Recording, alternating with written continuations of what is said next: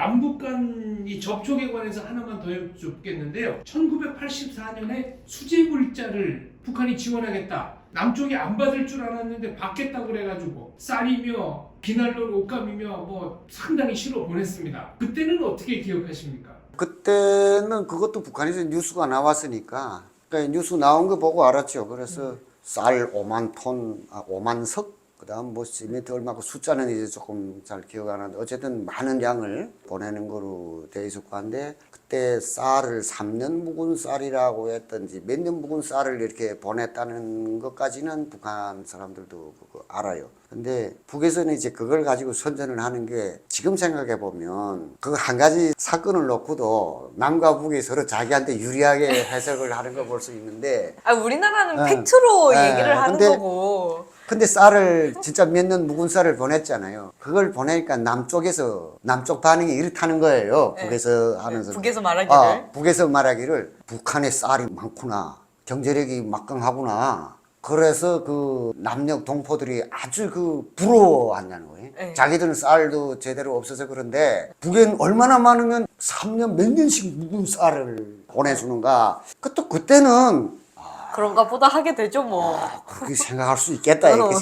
근데 여기 와서 또 듣고 보니까 여기서는 야 햇살이 없으니까 그 묵은 걸 꺼내서 그거 보니까 그것도 또 맞아. 그래가지고 야 이게 남북한이 이게 통일이 안 되니까 한 가지 사실 가지고도 이런 일이 있구나. 그러게 말이에요. 한 목소리를 못 내는구나. 그게 또 그때 TV에 실질적으로 이렇게 기자들이 그 녹화한 거 뉴스할 때 끼워가지고 한 장씩 나오는데 남측 주민이 네. 기자가 이렇게 마이크 들대고 쌀을 받아서 먹어봤는가 뭐 어떻든가 하니까 뭐 그 나쁜 소리 하겠어요? 내가 지금 생각해 보면. 뭐 그렇죠.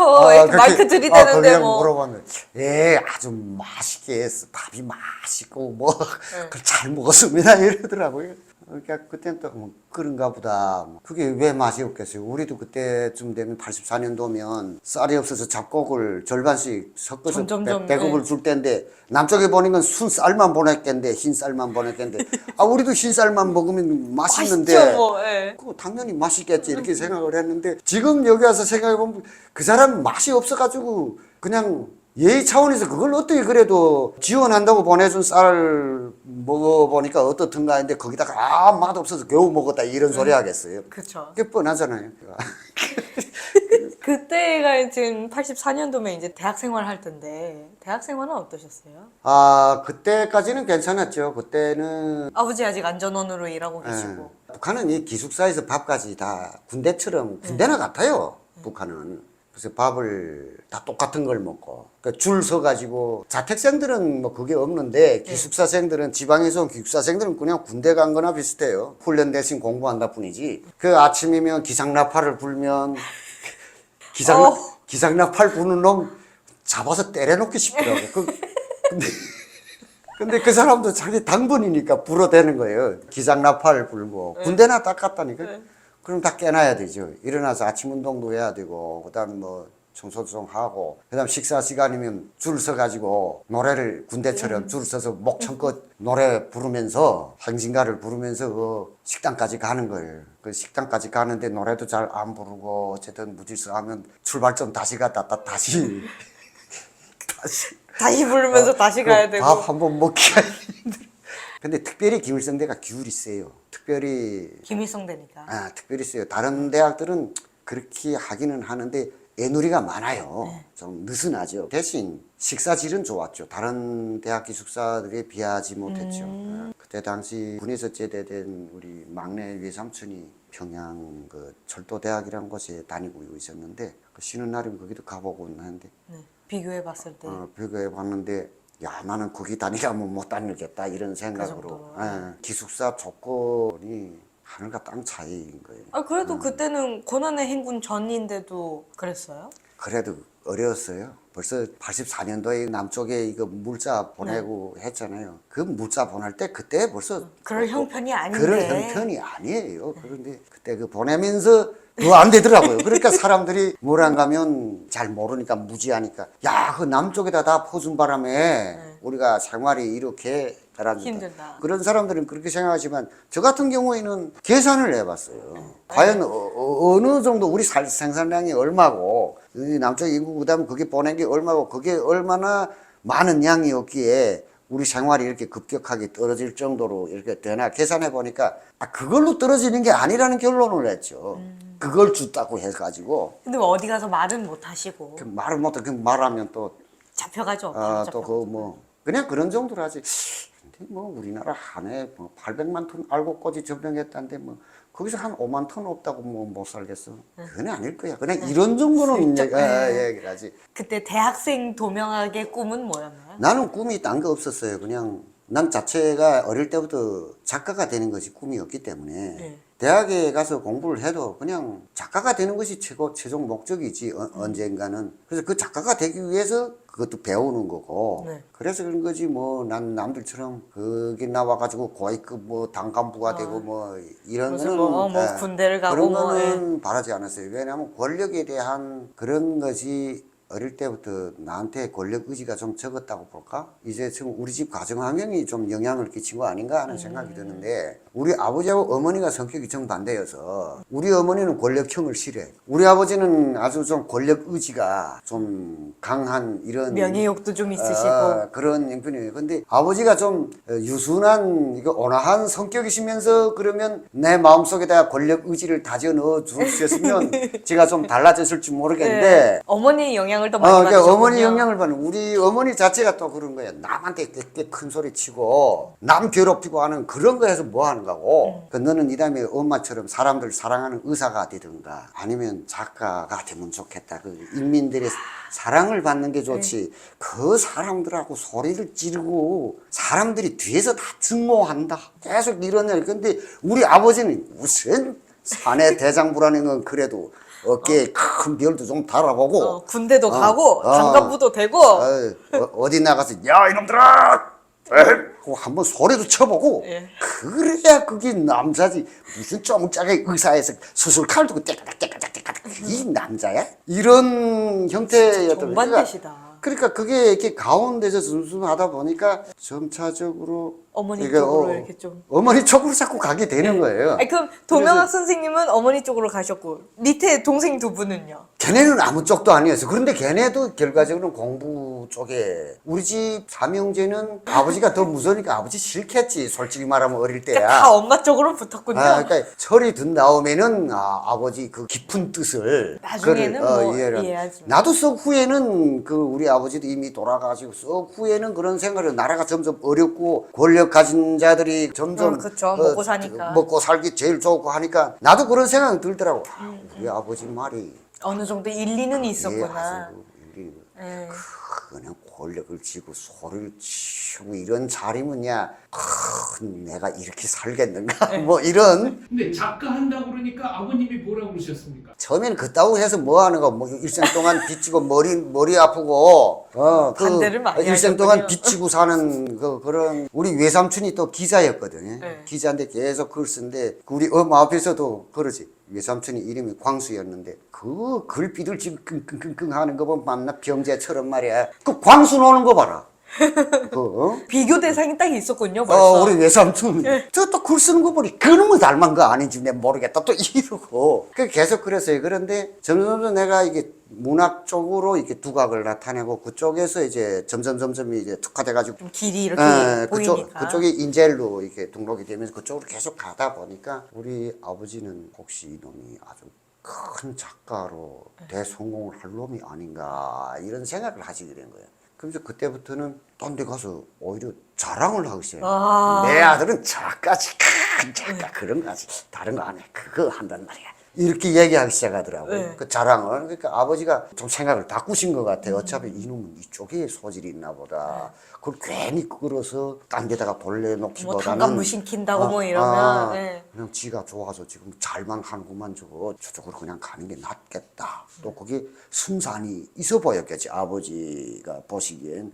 그때부터는 뭐 그냥 지지하시지 다른 얘기를 안 하시는 거예요. 그러면은 학생 때나 대학 때 감명 깊게 읽은 작품이나 좋아하는 작가가 있었다면은 누구일까요? 그때는 뭐 북한 내부 작가들도 좋았죠. 이제 이기영이라든가 이기영. 서균기도 남쪽 출신이지 결국. 네, 다 월북 작가죠. 예, 그들이 작품이 그때는 그 다 대가들이잖아요. 한설량은 그때 숙청돼서 책이 없어서 네, 못, 카프의 한설량. 그래서 못 받고 그 다음에 이제 북한에서 이제 태어난 작가들 중에서는 이제 시인 무슨 김철이라든가 무슨 김상호라든가 석개울 세범 천세봉 작가라든가 뭐 이런 사람들을 좋아했죠. 그다음에 어렸을 땐 제가 아동문학을 전문하던데 윤동향이라는 아동문학 작가가 있었는데 북한의 동료의 40%는 그 당시까지는 그분이 혼자 다 썼다고 해도 그런 분들을 좋아했죠. 해외 작가는요? 당연히 사회주의권이니까 소련이 고리끼라든가 막심 고리키. 톨스토이라든가 네. 이런 작가들, 그다음 중국의 루신이라든가 뭐 그런 데 매료가 됐죠. 부시킨도 그래. 소련 작가들이 그 외에 이름을 이제 많이 잊어버려서 파제예브, 알렉세이 톨스토이라고 또 하나 있었어요. 레브 톨스토이 말고 알렉세이 톨스토이는 소련 시대 이름은 그 사람도 꽤 대단한. 주로 소련 작가들을 아니 솔제니치는 반체제 소련 작가인데 읽게 해줬습니까?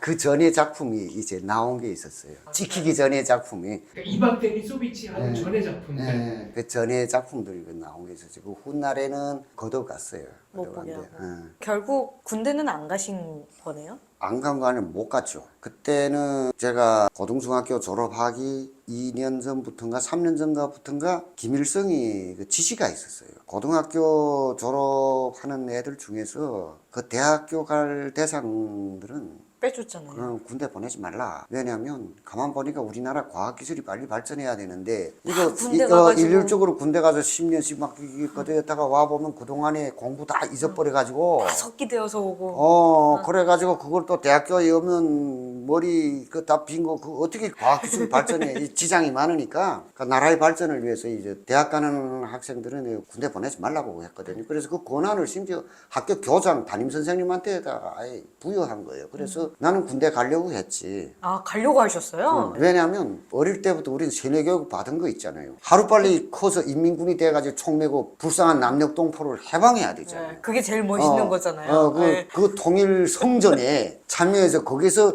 장렬하게 전사하는 것이 목적인데 친구들은 다 그런 걸 군대를 가요. 그럼 인민군가를 뭐 가기 전부터 부르면서 아주 뭐 다 영웅이 될 것 같지 뭐 보면 영웅심이 그저 막 이렇게 해가지고 다 가는데 그 못 가잖아요. 못 가면 완전 울적하다는 정도가 아니고 어찌 보면 쪽팔리고 그리고 그때 당시 그 군대 가는 풍경이 여기하고도 틀려요. 보니까 여기 옛날에는 어쩐지 모르겠는데 자 우리 고등학교잖아요. 그러면 우리 때는 보면 8월에 학교를 졸업하는데 벌써 3월부터 군대를 뽑아요. 그래서 2번을 뽑거든요. 엄청 그때는. 빨리 뽑네요. 네. 뽑는데 3월 달에 뽑히면 어떻게 돼요? 같이 공부하는데 마음이 벌써 뭐 이 친구가 오늘 안 나와서 어디 가서 하면 군사동원부 여기를 말하면 경무청에 군사동원부 갔다 그래. 그래. 근데 다음 시간에 또 보니까 또 없어졌어. 없어졌지. 그러면 어제부터 빠진 놈 한 이틀 동안 학교 안 나오다가 오는 게 군복을 입고 오는 거예요. 경무청에서 군복을 주는 거예요. 그러니까 군대 갈 때 이 군복을 다 입고 가거든요. 군복 입고 학교에 다 오는 거예요. 그거 뽐내느라고? 군복 입고 다 오는 거예요. 그럼 뭐라? 그럼 또 한 사람 가서 또 다른 사람 와. 그럼 점점 없어져요. 마지막에 이게 한 절반은 없어지잖아요. 그 중에는 또 해군 간다고 또 해군 옷이 왜 그렇게 뭐지? 해군 간다는 녀석은 또 해군 댕기를 날리면서 하얀 옷에 그렇게 하고 쫙 온단 말이죠. 그러면 그런 걸 보면 이 젊은 그때 심리가 나도 가야지 이렇게 되지. 그러니까 이게 괜히 대학 간다고 학교에서 막아놓은 학생들 있잖아요. 네. 책이 앞에다 놔도 글이 안 들어가요. 그럼요. 벌써 마음이 다른 데가 있는데. 그림 머리에 안 들어와요. 계속 나도 갈까? 가야 되겠는데. 그러니까 그때부터 한 달 정도 지나면 학생이 고정돼요. 그러면 졸업한 학생이 거의 절반밖에 안 남아요. 이제 7월 달에 가면 졸업할 때니까 7월 달에 가면 두 번째 군대를 뽑거든요. 네. 그래서 봄 군대, 여름 군대 하는데 뽑게 되면 더 빠지는 거예요. 제일 마지막에 누가 남는가? 대학 갈 대상들하고 그다음에 이제 군대도 못 가는 성분 진짜 안 좋은 사람. 성분 나쁘고 군대도 안 가거나 그다음에 건강이 안 좋아서 이거 군대도 못 가고 대학교도 갈 처지 못하고 그냥 이제 졸업하면 어느 직장에 그냥 배치될 사람. 배치돼야 가는 되게 이런 사람들 남죠. 그 중에 이제 또 건강하기는 한데 학교에 근본 나타 안 나는 녀석들이 한둘씩은 있어요. 그건 뭔가 하면 학급마다 지독한 불량배들이 있잖아요. 말을 안 듣는. 그 북한군에는 그 이게 학교 생활이 이게 평정이 나쁘고 군대 안 보내거든. 그 군대 가서 말썽을 차는데 너무 이게 품행이 제기되는 거는 군대 못 가죠. 그러니까 그 인원만 남죠. 근데 품행 제기되지 않는 애들은 아예 안 나오는 경우 많아요. 자기 아픔 망쳤다 생각하고 어디 직장이나 들어가야지 뭐 가만히 있어도 직장은 갈 걸 뭐 그렇게 하고 안 나오는데 몸이 약한 애들은 나와가지고 혹시라도 선생님들이 한테 좀 잘 보이고 하면 배치라도 좀 좋은 잘, 직장이라도 이렇게 조금 해주나 좀 그래가지고 오곤 하죠. 그리고 북한이 학교 졸업할 때면 풍경이 여기하고는 틀려요. 여기는 졸업하고 요즘은 또 대부분이 대학교를 가는 추세인데 그렇죠. 여기는 대부분이 군대를 가니까 북한은 원래 또 그 대학교를 여기처럼 많이 보낼 수 없는 조건이거든요. 환경이죠. 예. 그러니까 우선 대학마다 대학생 수가 여기하고는 엄청나게 차이가 나는데 그 국가 예산으로 공부를 시켜야 되기 때문에 그 많은 학생을 다 그 대학 공부를 시킬 수가 없는 거지. 그게 지금 북한 사회가 경제적으로 시스템이 다 망가져서 그렇지 그 시스템 자체가 사라진 건 아니거든요. 그러니까 예를 들면 대학도 무료 교육이다. 그 등록금이라는 게 없으니까 대학도 무료 교육으로 되어 있기 때문에 돼 있는데 지금 국가 재정이 바닥났으니까 그 대주지 못하니까 지금 사실 부모들이 다 대주고 있잖아요. 그러니까 뭐 식사면 오면. 그러니까 지금 유명무실화 돼서 그렇지 실제는 돈이 있다 해도 있으면 그 체계가 시스템이 작동을 하겠죠. 작동을 해도 너무 많은 퍼주는- 학생을 대학 공부를 시킬 정도는 안 된단 말이에요. 너무 퍼주는 체제니까. 네, 그 그러니까 안 체계 되는 자체가. 거지. 안 되는 거지. 그렇죠. 그러니까 여기 보면 대략적으로 전문대까지 다 가는 거 하면 고등학교 졸업생의 17% 17% 정도. 17% 정도가 그 정도가 가요. 그런데 그게 이제 대도시인 경우에는 조금 다르죠. 대도시일수록 비율이 높고, 아, 대학교 가는 비율이. 높고, 그다음 소도시, 지방, 시골일수록 그게 낮아진단 말이죠. 대학 졸업생이 거의 없거든요. 한 명도 없을 때도 있고요. 예. 있다면 그게 리당 비서가 대학 졸업했을 수도 있고 안 졸업했을 수도 있어요. 그다음 그 관리위원장 리장이나 같이 네. 그 사람이 대학교를 뭐 이렇게 아주 정규대학은 못 나왔더라도 통신대학교든 어쨌든 대학 졸업장을 뭐 그런 대로 뭐 진 철도대학이든 경우가 있고, 뭐든, 예. 뭐 이런 정도가 있고 진짜 정규대학을 나온 인원은 학교 선생님밖에 없어요. 그러니까 교대 나오고 네. 사범대학 나오고 그 학교 선생님들밖에 없죠. 근데 그 학교 선생님들 중에서도 공식적으로 못 나오고 교사가 모자라니까 군에서 그 양성소란 걸 해가지고 거기서 속성으로 양성해서 한 선생님들이 많거든요. 그러니까 교육의 질이 자체가 틀리기 때문에 여러 가지 환경으로 보나 시골은 가기가 어렵죠. 시골로 갈수록. 갈수록 없죠.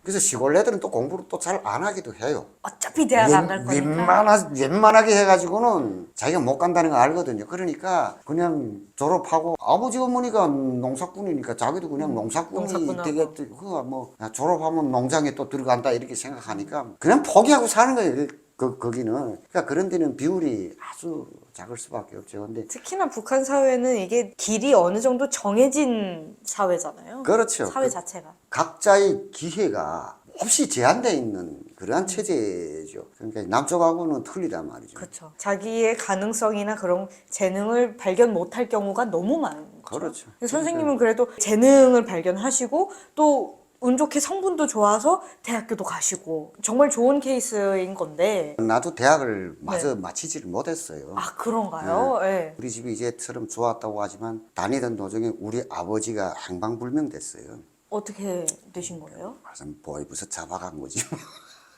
거기서 잡아갔지 어디서 잡아. 그러니까 그 탈북의 그 행굴이 아니라. 네. 그때는 탈북이란 게 없었죠. 아니 왜요?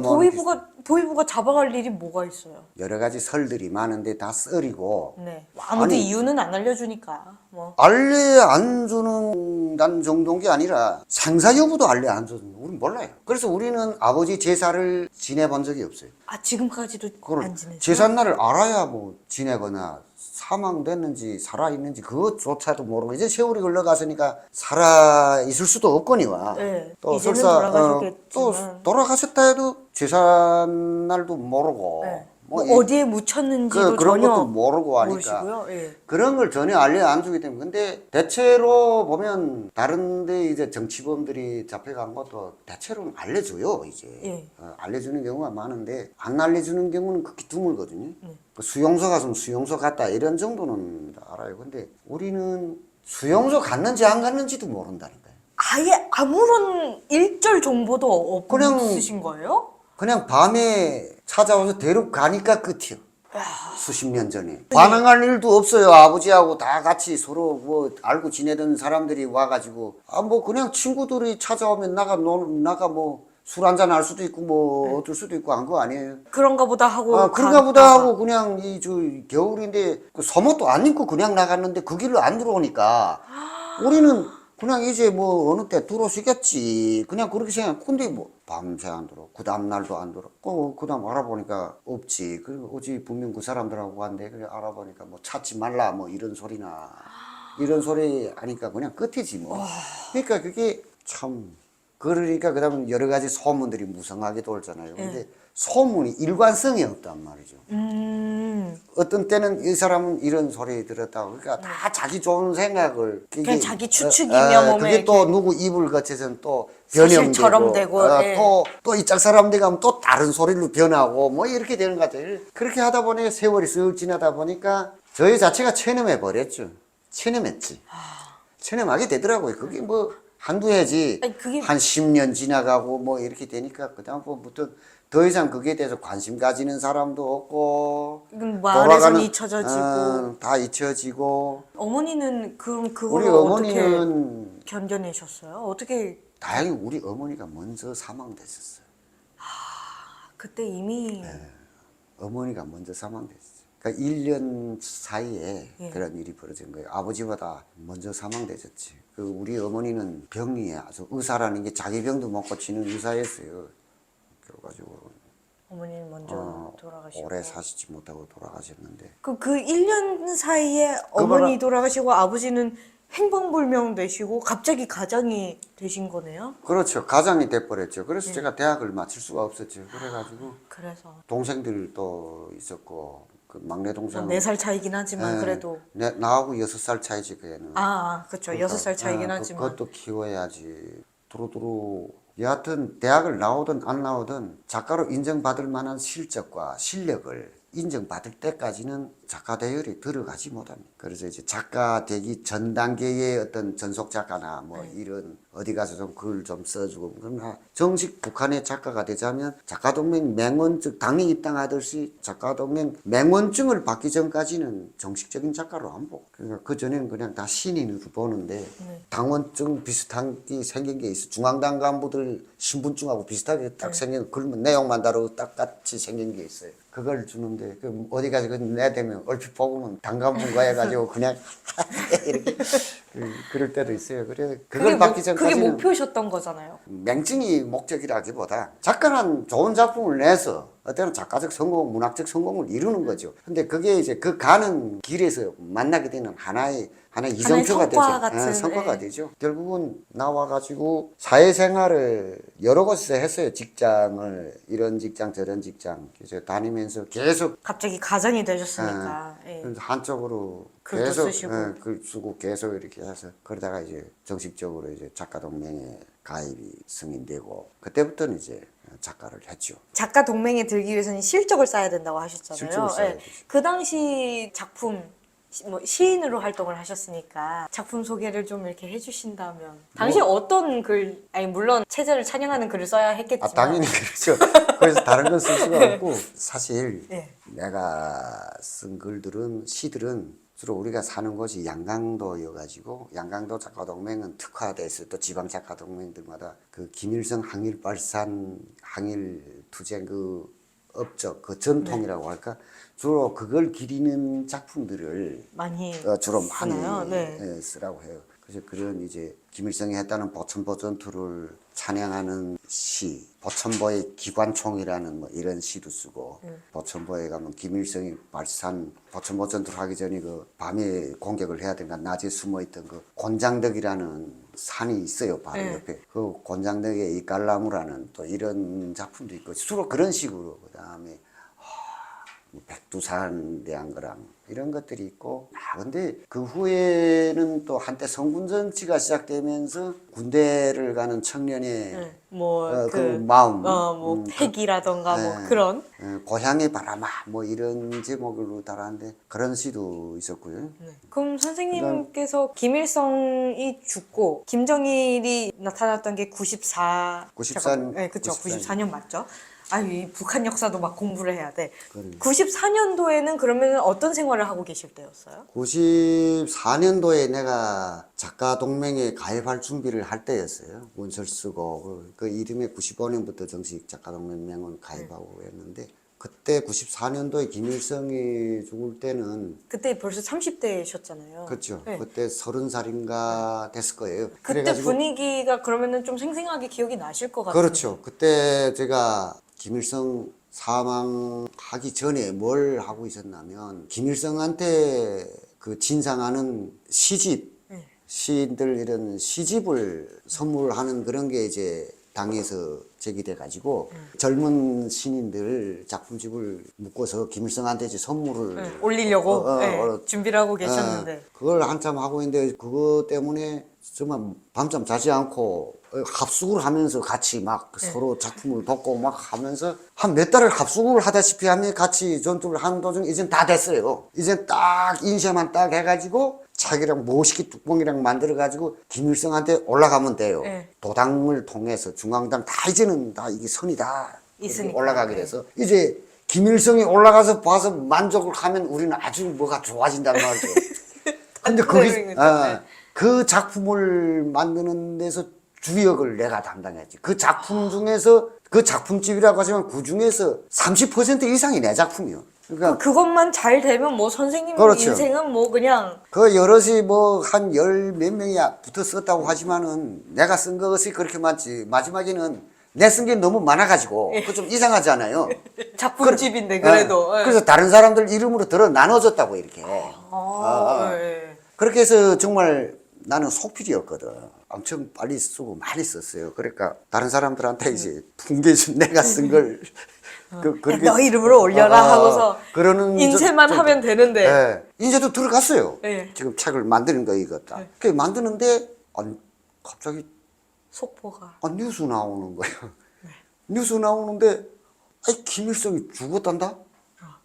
아니 이거 지금까지 이거 지금 몇 달 동안 지금 그 자지도 못하고 사람 뭐 8개월을 막 이래가지고 지금 모두 지금 몇 개월 지금 죽기 세기로 했는데 딱 지금 들어가야 될 직전에 죽었다니까. 이게 지금 나는 김일성이 죽은 게 슬픈 게 아니라 죽어도 이거나 보고 죽을 게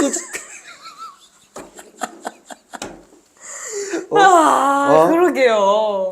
일주일만 더 살지. 그러게 한 줄만 더 살았으면 그거 봤을 거 아니에요. 보고 뭐라고 말을 남겨놨으면 그러면 이거 정말 죽기 전에 한마디라도 했으면 그럼 여기 안 계셨잖아요.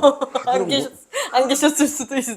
그 시집이 혹시 김영삼, 김일성 이른바 남북회담 때 그때 증정용이나 선물용으로 제작한 건 아닙니까?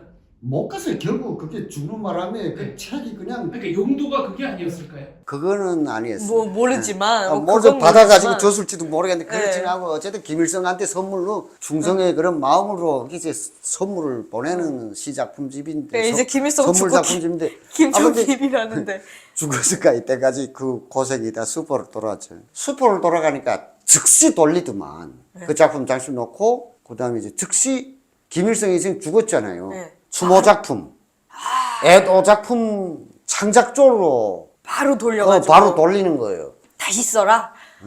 그래가지고 지금 또 그거 써가지고 이제는 김일성이 서고 한 것이 뭐 슬프고 그다음 그 뜻을 이어서 유훈을 받들어 나가겠다 뭐 이런 거로 또 이게 쓴데 아니 기계도 아니고 창작을 어떻게 그걸 또 그렇게... 지금 또 그 하는 거예요. 근데 잘 안 되더라고요. 솔직히 말해서 예. 그때 내가 이미 머리가 많이 이게 달라진 그때 이미 반동분자였습니까? 그 이남 방송을 너무 많이 들어가지고 오래 들었거든요. 네.